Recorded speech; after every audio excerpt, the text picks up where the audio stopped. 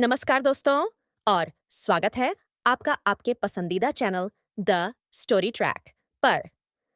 आज हम एक ऐसी फिल्म की कहानी जानने वाले हैं जो आपको अपनी सीट से हिलने नहीं देगी। एक ऐसी फिल्म जिसने दिखाया कि कभी-कभी सबसे बड़ा रहस्य हमारी अपनी खिड़की के ठीक बाहर होता है। हम बात कर रहे हैं अल्फ्रेड हिचकॉक की 1944 की क्लासिक फिल्म रियर विंडो की। यह सिर्फ एक फिल्म नहीं है, यह मानव स्वभाव, जिज्ञासा और उस पतली रेखा की पड़ताल है जो देखने और ताक झांक करने के बीच होती है। हमारी कहानी के हीरो हैं एल.बी. जेफरीज, जिन्हें सब जेफ कहते हैं। जेफ एक मशहूर फोटोग्राफर हैं, लेकिन फिलहाल उनकी जिंदगी एक कमरे तक सिमट गई है।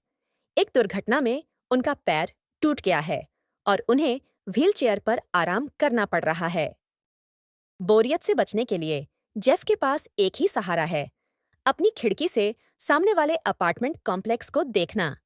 यह कॉम्प्लेक्स अलग-अलग कहानियों का एक जीता जागता मंच है। जेफ अपनी दूरबीन से हर पड़ोसी की जिंदगी की झलक देखता है। एक डांसर जो अकेले रिहर्सल करती है, एक संगीतकार जो अपनी धुनें बनाता है, एक जोड़ा जो अपनी बालकनी पर सोता है और एक सेल्समैन एल्बर्ट एस थॉरवाल्ड जो अपनी बीमार पत्नी के साथ रहता है।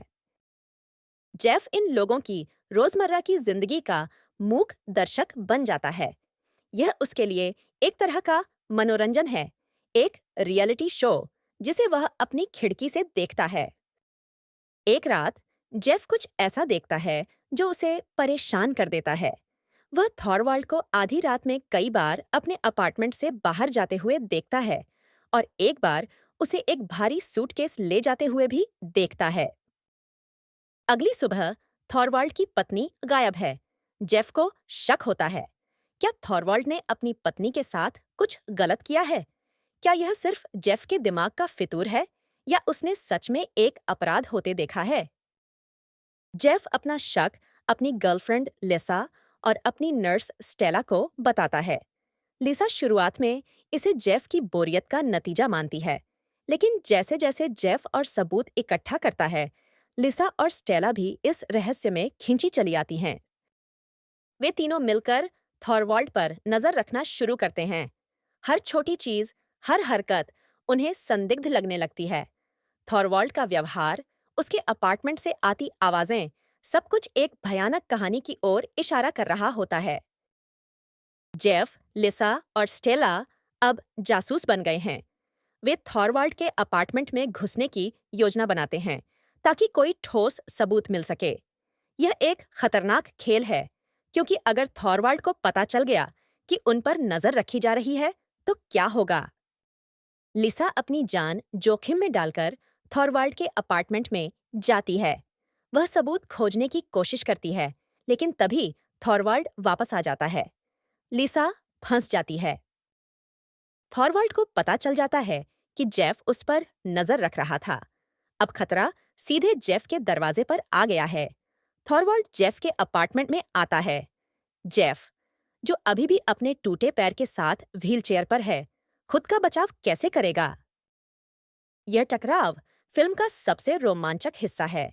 जेफ को अपनी चतुराई और अपने आसपास मौजूद चीजों का इस्तेमाल करके खुद को बचाना है। क्या वह थॉरवाल्ड को रोक पाएगा और सच्चाई सामने ला पाएगा? रियर विंडो सिर्फ एक मर्डर मिस्ट्री नहीं है। यह इस बारे में है कि हम दूसरों को कैसे देखते हैं, हमारी अपनी जिंदगी में बोरियत हमें क्या करने पर मजबूर कर सकती है और कैसे कभी-कभी सबसे खतरनाक चीजें हमारी अपनी दुनिया के ठीक बगल में हो सकती हैं। यह फिल्म दिखाती है कि कैसे एक सीमित जगह में भी एक जबरदस्त और तनावपूर्ण कहानी बुनी जा सकती है। हिचकॉक का निर्देशन और कलाकारों का अभिनय इसे एक यादगार अनुभव बनाते हैं। अगर आपने यह फिल्म नहीं देखी है, तो इसे जरूर देखें और अगर देखी है, तो कमेंट्स में बताएं कि आपको यह कैसी लगी। द स्टोरी ट्रैक पर आने के लिए धन्यवाद। मिलते हैं अगली कहानी में।